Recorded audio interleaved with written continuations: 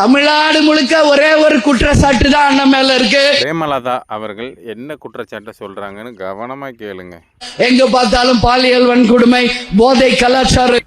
அக்கா பிரேமலதா அவர்கள் கட்சியை கொண்டு போய் அடமானம் வச்சது இல்லாமல் அண்ணனுக்கு எப்படி சப்போர்ட் பண்ணுறாங்கன்னு பாருங்க.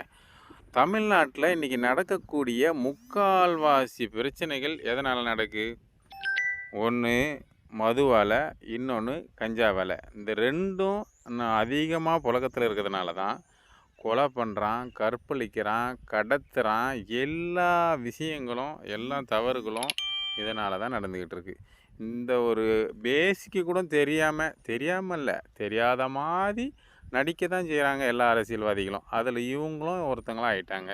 வேற ஒன்றும் சொல்ல முடியாது இந்த ஆட்சியின் மேல. ஐயோ ஐயோ ஐயோ, வயலடிங்க வயலடிங்க வயலடிங்க அப்படின்ற கதையால் இருக்குது. சொல்ல முடியாத அளவுக்கு, ஆமாம் சொல்ல முடியாத அளவுக்கு நிறைய குற்றங்கள் நடந்துக்கிட்டு இருக்குது. அதனால் ஒன்று ரெண்டு தான் சொல்லிடலாம். ஊரெல்லாம் நடந்துக்கிட்டு இருக்கும்போது, தெருவெல்லாம் நடந்துக்கிட்டு இருக்கும்போது, சந்தெல்லாம் நடந்துக்கிட்டு இருக்கும்போது எப்படி சொல்ல முடியும்? 2000க்கு மேலே பாலியல் வழக்கு மட்டுமே இருக்குது. பாலியல் வழக்கு மட்டும். அப்போ இன்னும் என்னென்னா இருக்கும் யோசிச்சு பாருங்கள்.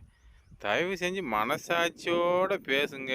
மக்களுக்காண்டி வாழ்கிறேன்னு பொய் சொல்லிக்கிட்டு உங்கள் குடும்பத்துக்காண்டியே வாழ்கிறீங்க. அது ஒரு குடும்ப கட்சி, நீங்களும் ஒரு குடும்ப கட்சியாகி எல்லாம் ஒன்றா கூட்டு சேர்ந்து என்ன கர்மமும் பண்ணுங்க. இந்த கூட்டணியிலே ஆண்டனுக்கு வலதுகரமாக இணைந்திருக்கிறேன். எவ்வளவு பிட்டுகளை தாப்பா அந்த காது.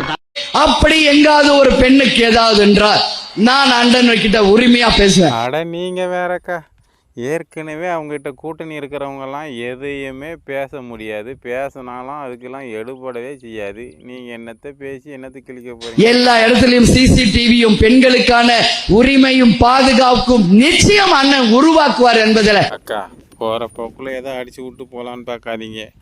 இந்த கடந்த 5 வருஷமும் அவங்க தான் ஆண்டாங்க. இந்த மாதிரி ஒரு எந்த செயலையும் அவங்களும் செய்யவே இல்லை. நீங்கள் சொன்னாலும் செய்ய போகிறதில்ல. என்றாலே சக்திக்கு இணையானவர்கள். அக்கா எத்தனை கவுன்சிலரு, மேயர்களையே அவங்க மதிக்கவே இல்லை, தாழ்த்தப்பட்ட ஜாதின்ற ஒரே காரணத்துக்காக. ஒட்டுமொத்த சக்திகளே இன்னைக்கு ஒன்றிணைந்திருக்கிறோம். நீங்கள் சொல்கிறது கரெக்டு தாங்க. ஒட்டுமொத்த பெண்களும் சரியான தெளிவான முடிவு எடுக்கணும். திமுகவை ஒழிச்சு கட்டணும்.